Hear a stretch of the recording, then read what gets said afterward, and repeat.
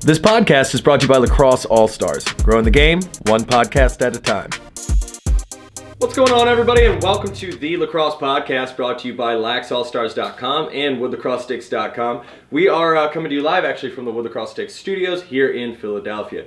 Some top stories this week. We find the Rush right in the thick of a very contested race in the West in the NLL. The Bandits pulled through to win over Calgary, even though Curtis Dixon dropped in 4 alone. The Black Wolves and Philly traded some wins. The Rock keeps the streak alive over the Seals, and the Mammoth beat the Swarm, all thanks to a strong defense.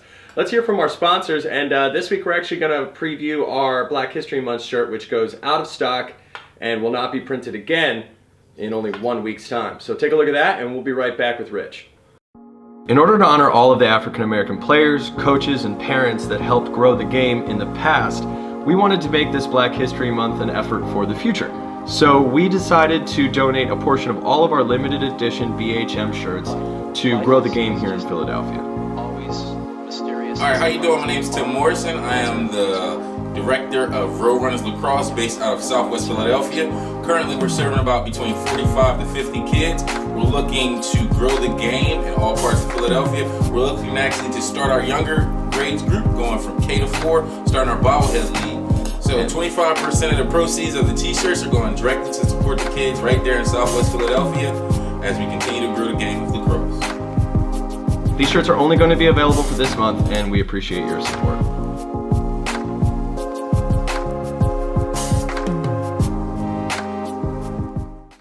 And joined with me, to my right, always making the right side of me look better, is Rich Snow. What's good, man?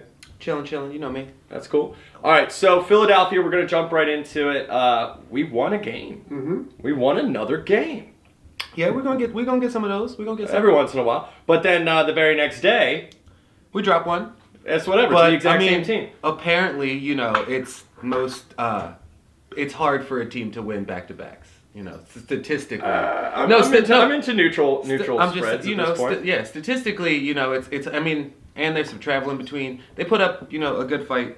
But no, that second game was a little hard. So you remember the Cloutier trade that we were talking about last week? The what trade? What did I mispronounce his name? Yeah, the Cloutier trade. What did I say? I think Cloutier. that we're just gonna leave that for the people to rewind and check that out. I don't give a crap. That was fun for me. I don't pronounce names well. No, I know it was great. It's fine. Rich told me after 12 years that not only does no one call him Richard, but that he's been hating that I've done it for over a decade. Well, so it's because the only time anyone calls me Richard, it's like when I'm being disciplined. So only my mother calls me that when I'm in trouble, or people when they're patronizing me. So it's just funny that that's what you've always called me, and since I've seen you, it's only it's like what did I do? Oh wait, no, that's my name. Yeah, hey Richard, do you want to go get lunch? And I'm just like, why? What did I do? Oh. But either so I went to the game with Travis, aka Redbeard, and he was bringing up some good points, which I think I might have just overspoke last week in my confusion. But the stats on his shot to score ratio and everything, they're pretty dismal. So I think I don't know. I'm not in the room and on the board or making any of these decisions. But the way Travis was phrasing the argument, it did make a little bit more sense than I think we were giving him credit for. I mean, maybe, but I just, I guess in the end, I'm looking at the future and did what we got in the trade. What we got. This whole thing's for words. We're gonna need to nail every single one of those. I'm just not sure we got enough for the trade. That's all. I feel like it's rookie season. It's not even. We're barely we're halfway through the season, and I don't know. Fair enough. I'm not sold, but I looked up a couple of the numbers Travis was talking about, and it's a pretty damn good argument. But either way, check out his Instagram, by the way. He was good company at the game. Thanks for chilling. So let's talk about the Rock. So they have been having a solid streak. They took the Seals on, and they're keeping it going. I think that as long as they stay on the path that they're on, they're definitely going to remain in contention for the playoffs. And if they can keep that momentum, I think that would be a solid competitor for anyone that comes across them. Yeah, they're still doing that thing where they're just winning by like 1 goal. Doesn't matter. I mean, what did Vin Diesel once say? What did Vin Diesel once say? Family. Family. It doesn't matter whether you win by an inch. That's so not fair that you would call back to the Fast and the Furious because I live my life a Fast and the Furious movie at a time. They're garbage films. They are wonderful sagas of family and adventure. They're garbage films. All right, so speaking of something that isn't garbage, how about the Mammoth winning over the Swarm? Hey, listen. The hell? Listen. Solid defense the whole way through. Man, actually, I only caught the last half of that, and I didn't go back and watch it. I can't watch the first half of a game that I just finished the second half of. Am I the only one? I mean, I'll go back later, but yeah, Why? It's like stepping into a movie. You want to see what built up to the end, but you got to forget about it. It's like stepping into a movie with a lot of tropes where you can just fill in the blanks. You know what I mean? Maybe like a Fast and the Furious movie where you can only watch half of it. Honestly, maybe it's just maybe the weather difference is just a little hard up there in I don't know, but I thought it was from what I saw, it was just a solid defense and it was a solid effort by the Mammoth, and I think it was cool. I think it was really worthwhile to watch a game. And again, I threw it away. I never thought it would have ended that way, but it was pretty interesting. You can't watch them all, man. Plus with NCAA on every single streaming service right now. Yeah, I was trying to catch some NCAA this weekend, and there's a lot of lacrosse. It's hard. I saw Duke, and that's it. I actually didn't even get to see Duke. I saw Loyola, I believe. Well, let's focus on one league at a time. Yeah. All right. But maybe I feel like they're just doing that the trick that the Broncos used to do, and it's just the air's thinner. Is that what it is? Yeah, I think that's when you go to Colorado, it's just hard out there. It is hard out there, actually. I'm going to be heading out there this summer for I was about to say, a couple of the summer adventure events. Easy out there? Yeah. What are you playing with the woodpile down? I thought it was Toppling. Okay, so another interesting game. The Bandits had a pretty hard-fought win. Curtis Dixon put in 4 for Calgary, and they were down at the half, and just steady play got them to a 12-10 win. Yeah, man. I don't know. There's a lot of good teams. People are picking Toronto. I feel like the Bandits are my team to win it right now. I just think they're just playing really hard and really well. I'm going to stick with the Swarm because I'm a stubborn asshole. I said that 3 weeks ago, and I don't care if I'm wrong. What do I lose if I'm wrong? I'm just going to stick with it. Yeah, we should have made a good bet. We'll figure it out. But I don't know, man. I just think the Bandits they're playing really hard, and they're getting really, they're just crushing people when they're crushing people. Okay, well, let's take a moment and talk about the race in the West. So, the Rush won something. Hey, they did. That was a really good game. Honestly, I feel like that was my game of the week.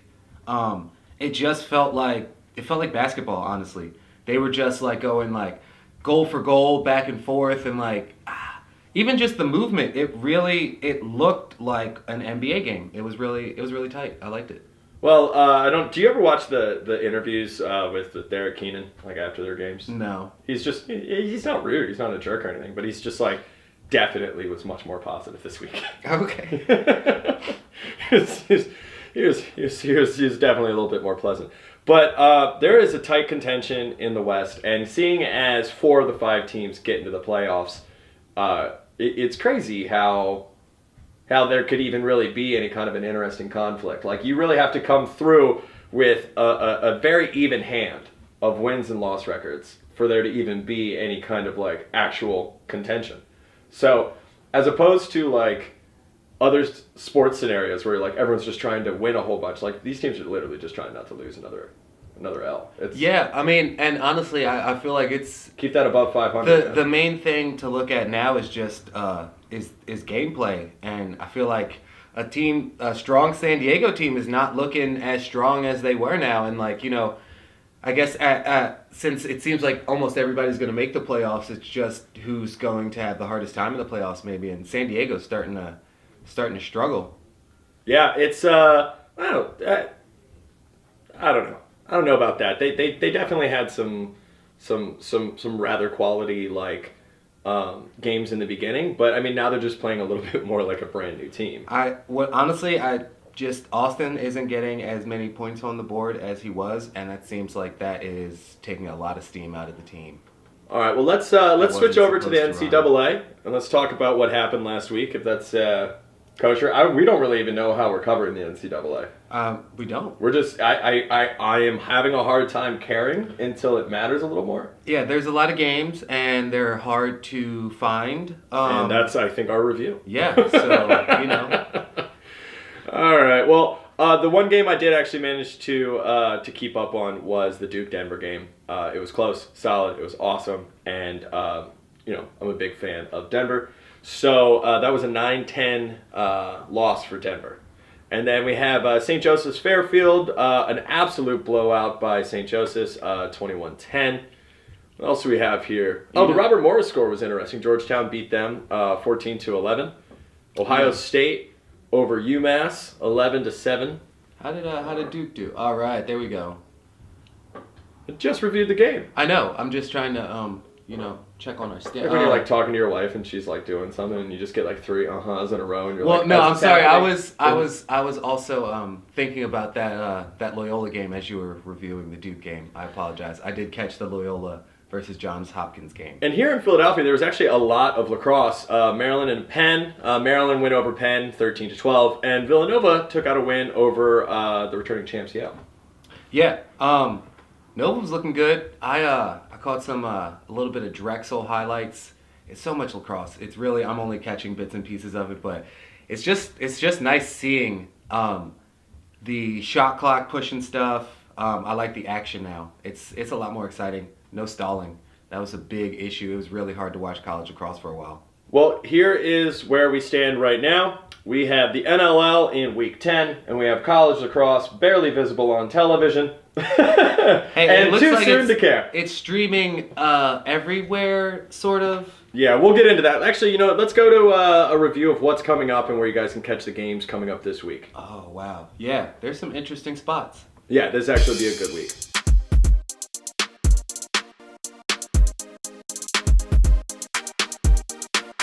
All right, we are going to get into where you guys can catch all these games, but real quick, can we talk about we forgot to talk about the 2 new teams that were announced. Oh, yeah. Oh, yeah. Halifax got their name, the Thunderbirds. And a good logo. Yeah, I think the Halifax logo is real tight. It's got awesome. Those good colors. And the Riptide. And New York got its team, the Riptide. And what I will say to New York is... What are you gonna say? You guys should have been as hard as Philadelphia is, so you made sure you got yourself that good team name like we did. So yeah, that was. You guys should have fought for that. Listen, I'm just saying, when they were like, hey, we're bringing our Philly team back, we were like, if it's not the Wings, you should turn around and don't come. So, I'm sorry. I just feel like, you guys could have been the Titans or the South. See, listen, everybody's saying the Saints. I like the Titans, but, do your thing, Riptide. You don't have a logo. You just have a lacrosse stick. And you have, early 1990s, American Eagle colors. Hey, listen. Boom. I'm really glad we got another team out there. Me too. Yeah. But we can't wait to beat y'all again. Oh, we're going to clown on y'all. Listen, New York knows. We're going to clown New York on y'all doesn't all even... day. Dude, here's the deal. You know why we're going to clown on this New York logo? I can't wait until we can start beating If you're y'all. driving from North Carolina and you're going up to, let's just call it Boston, right? Mm-hmm. You could be about 20 minutes outside of Philadelphia, and it just says 2 hours to New York. And I'm like, there's an entire city of 4.5 million people in your way. You're not going to put that on the side. So you know what? Screw you guys. You know what's even funnier about... No, the best part about New York is, there are other teams in New York State, which, they're like, oh, yeah, we like y'all. Y'all are far enough away. It's the same feeling of, New Jersey, where it's if you're not South New Jersey, then you're New York. Yeah. You know, because South Jersey is Philadelphia, is East Philly, and you know... We accept the southern part of the peanuts. Exactly. So I feel like, this New York team is close enough to the... So we have 3 games this weekend in the NLL, and you guys can go ahead and see if you can find where these NCAA games are. ESPN Plus. What's Plus? It's one of their other ESPNs. So on ESPN, the Ocho. Yeah, I was gonna say I'm sad they got rid of the Ocho. East Carolina and George Washington. Facebook Live, which you should just, if you're not getting paid to put the game up, you should just put it up on Facebook Live. Anyway, Everything should just go up live. Kent State and Butler, and then USC and San Diego State. I'll actually watch this. It's a women's game on YouTube. Definitely catch that. There's no reason not to. Cornell and Hobart on HWS All Access. Any idea? No. Okay. On Saturday, let's see if we got anything a little better here. Oh, crud. There's a lot of lacrosse. All right, so there's 3 men's games on ESPN Plus. You have St. John's and High Point, Notre Dame at Richmond. That'll be a good one. And Virginia at Princeton. So you guys can actually watch a little bit of Lax. Those were both at 12 p.m. Oh, good. Good. So you do have to choose. You don't get to watch them both. Oh, come on. Yeah, I know, right? I guess I'm going to pick Notre Dame so I can see those spider uniforms. Yeah, why not? Penn State plays Yale at 1 p.m., Stony Brook Brown, and then Massachusetts Harvard. Those are all at 1 p.m. on ESPN+. There's a Patriot League network out there. I'm assuming that's in New England. Yeah, I'm assuming also. Yeah, I don't know. But Binghamton plays Lafayette at 12 if you have that random channel 624 in your cable package. Where else are we at?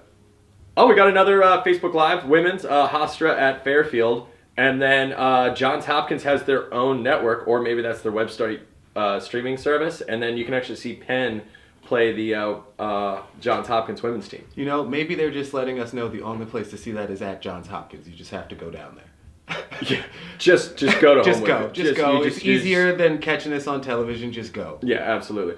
The Big Ten Network is actually showing something at 2 p.m. on Saturday. Yeah, this is going to be a good one. Loyola at Rutgers. So you guys might be able to actually see some lacrosse if you want to go, I don't know, get brunch at a local bar. Oh, that actually sounds wonderful. It does sound. It sounds nice. Very, I sounds think very I will Fish get a County, brunch. doesn't it? Hopefully we can go. No, maybe I'll cross the bridge. Do they have brunch in New Jersey? I don't know. The bridge crosses into Camden. I know they don't have brunch in Camden. You're not going to watch lacrosse and eat brunch in Camden. Look, as long as you are under the R sign, you see the big R and you're at Rutgers Camden and you're still safe, but just don't wander. All right, so, Lehigh Cornell on Sunday. You can catch them at 1 p.m. on ESPN+. And I'm just going to call it.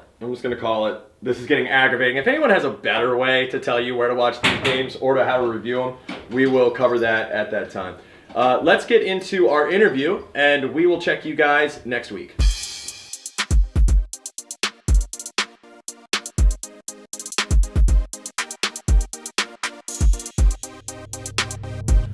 So we have a special guest in the studio today, director of Roadrunners Lacrosse. We have Tim Morrison in here, and we're going to talk about how you can grow the game in your community. Yeah, you've done a great job. We met him through Penn. Actually, got us together. Yeah. And when we went down and saw what you were doing, it was just a bunch of, and I mean, there was probably, 30, 40 kids out there? There was a bunch of kids. You had a bunch of kids, yeah.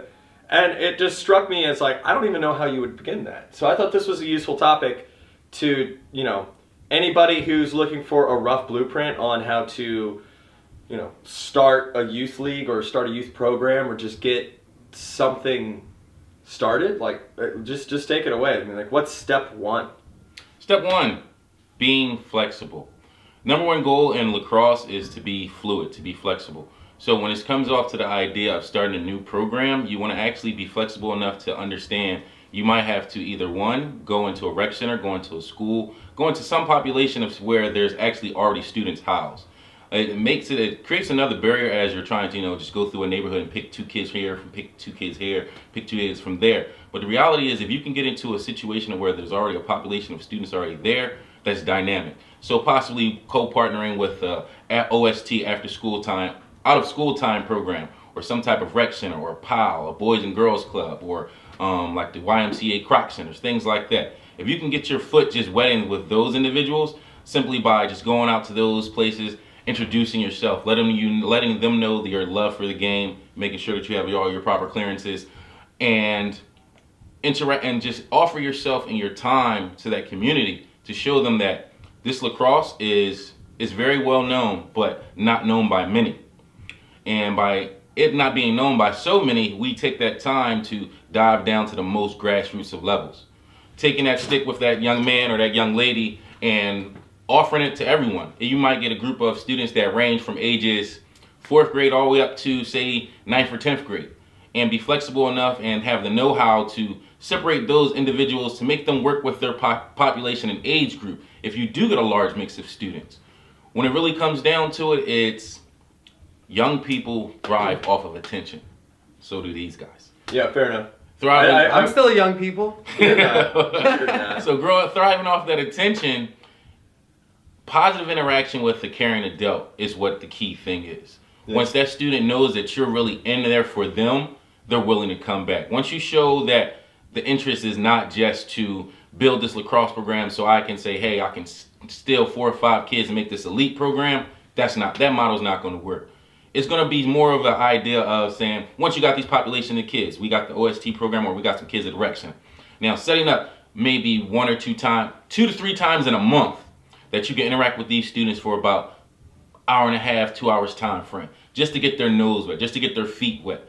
And then after maybe say 2 months of that type of activity, or if you only have amount of timing for just 1 month, then we create some type of culminating event, some type of jamboree or some type of play day, to where you actually introduce the students to the actual lacrosse gear, the helmets, the pads, and things like that. Create some type of relay race. Let them run around, half the team here, half the team there. Put on the stuff, run, take it off, put it back on again.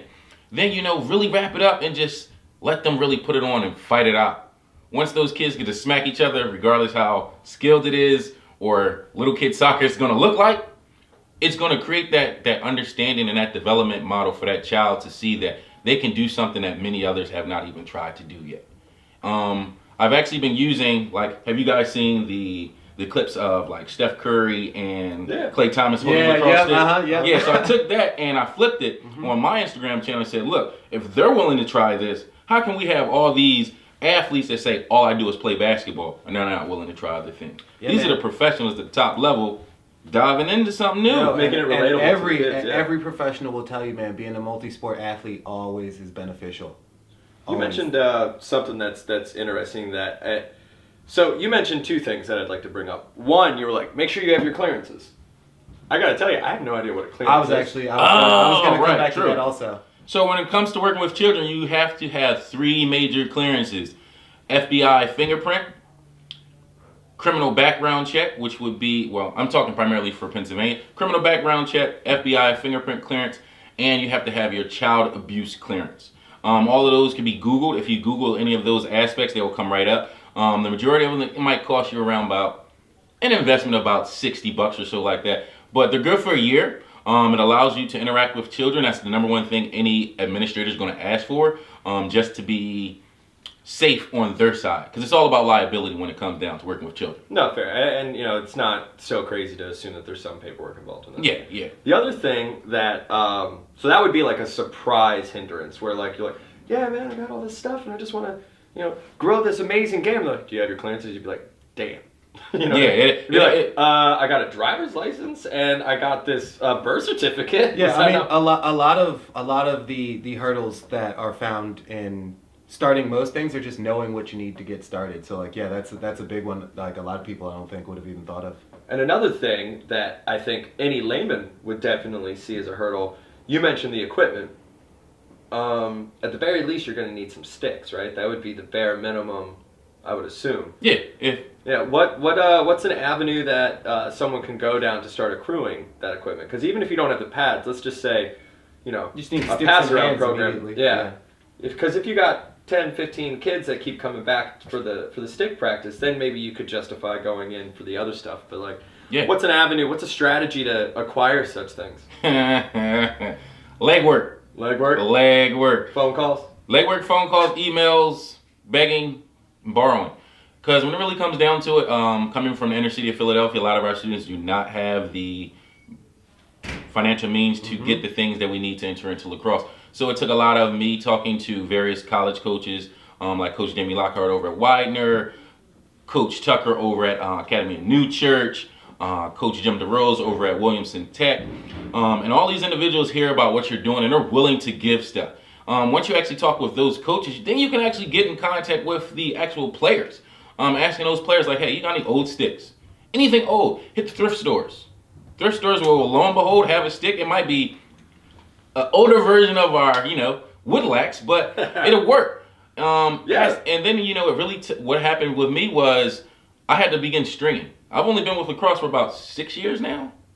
Walked in right off the street. They said, hey, we got a paying coaching job. And I was in my high school. And I was always volunteering for football. So once that paying position came available, I just ran with it. Since then, it's been volunteer hours here, volunteer hours there, and just make it way. Even to the point where I've actually started to assist with the the Headstrong program. It's called the Headstring portion of the Headstrong program, to where the administrator offers fresh mesh and used heads. He sends them out to various stringers in the community. They'll string them up. We send them back to him. He'll fix it with a stick. He'll fix it with the shaft and then get it right back into our hands for the kids in the community that are really in need. That's awesome. And those are the Calaloris, the Headstrong folk. Yep. Yeah, they're great. Awesome. So here's let's boil that down. One, there's no reason to sugarcoat it. If you're doing something great in the community, colleges need to have good PR. Right. There's nothing wrong at all with saying, hey, I have an amazing thing that we can do. You can be involved and be realistic. If you don't have a business background, that's pretty simple ABC right there. Indeed. Hey, you guys have old stuff. You have stuff that, you probably. I remember I went into Virginia after they switched off of gate. They just had a room full of gate equipment. They can't use it. They're just looking They're for not allowed to use it. I mean, a lot of it, they're just looking for someone to give it to. So if equipment is your main barrier, obviously, $60 and a little bit of paperwork shouldn't stop you. But if equipment's your main barrier, reach out to someone like a LaxAllStars or something like that and see if I get my buddy who has a camera and I'm working with this D3 school, is this something that we could throw up 3 things? I bet you LaxAllStars, the Lacrosse Network, all those guys, you can get outlets. So think outside of the box as to who can benefit on a marketing scale from what you're doing. Mm-hmm. And that's going to be, and again, it's not like it's not also a sincere gesture. Indeed.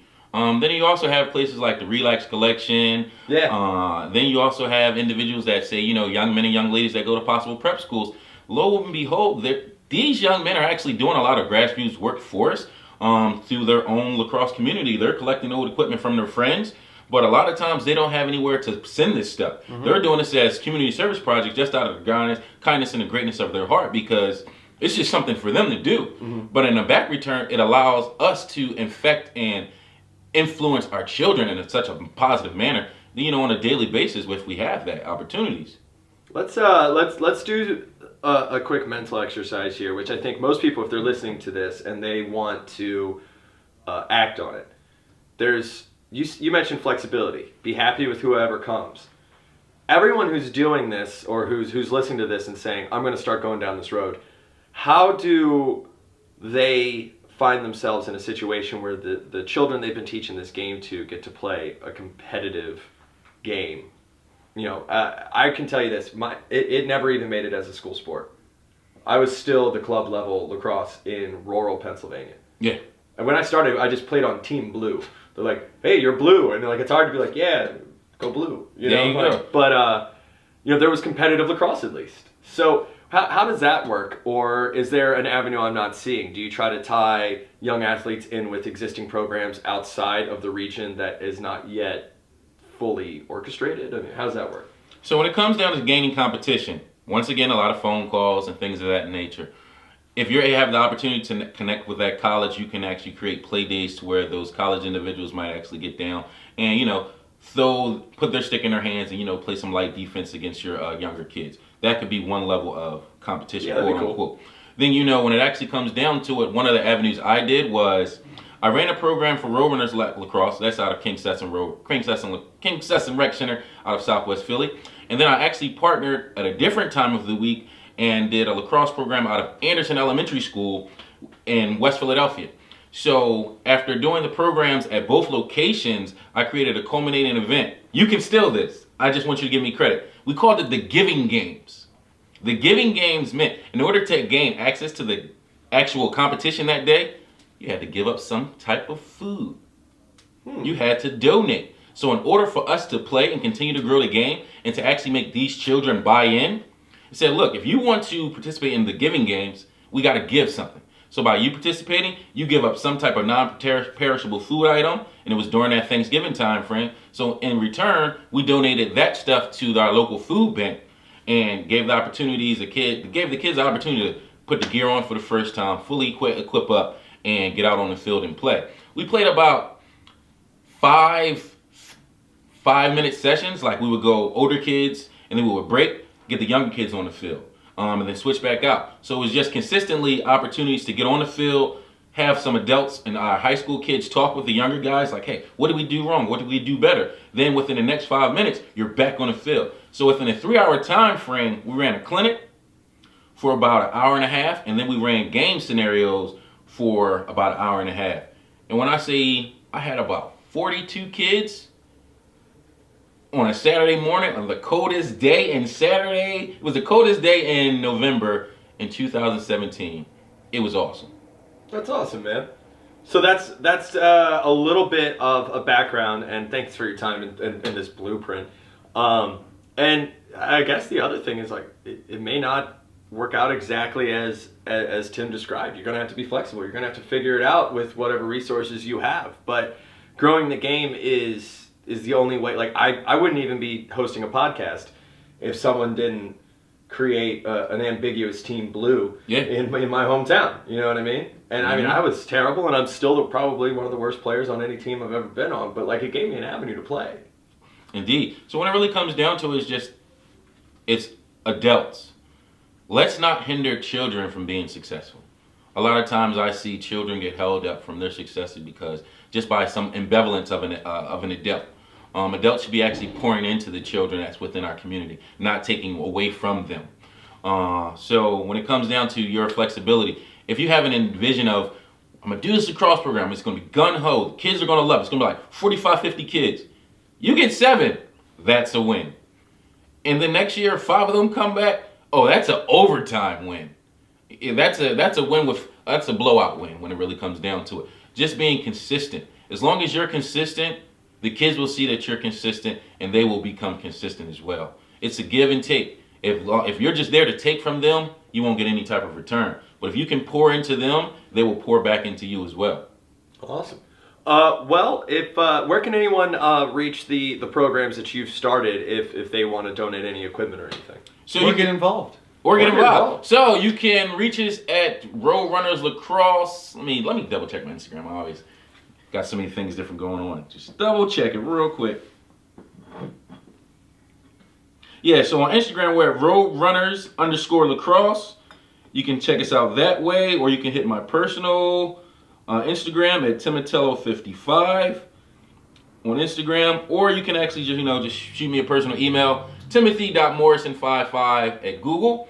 I can walk you through any steps or instructions that you may need. If you ever have the possibility to partner with one of your local school districts, do it. They're going to love you for it. The kids are going to love you for it, and you're going to really feel the love that you've got given out, and you'll get it back tenfold. Rich, you got anything?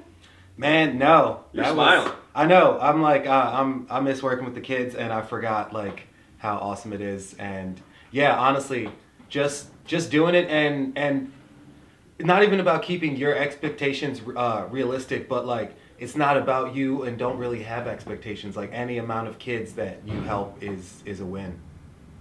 Fantastic. All right, guys. Well, I'm going to wrap this up. Unless anything else. Boom. I think you did a very concise match. Yeah, check out the Black History Month t-shirts. Proceeds are going. Oh yeah, they're available for one more month. Those actually go to his program. One more week. One more week. Yes. One more week. Not one more month. One more week. All right. We'll put a link down below to all of his contact information and the BHM shirts. As always, thank you to Joe, our editor, the man behind the camera, and Frank Stanley for all of the free music that we use in this podcast. You guys can check us out every week on LaxAllStars, wherever you get your podcasts. Take care. Keep lax.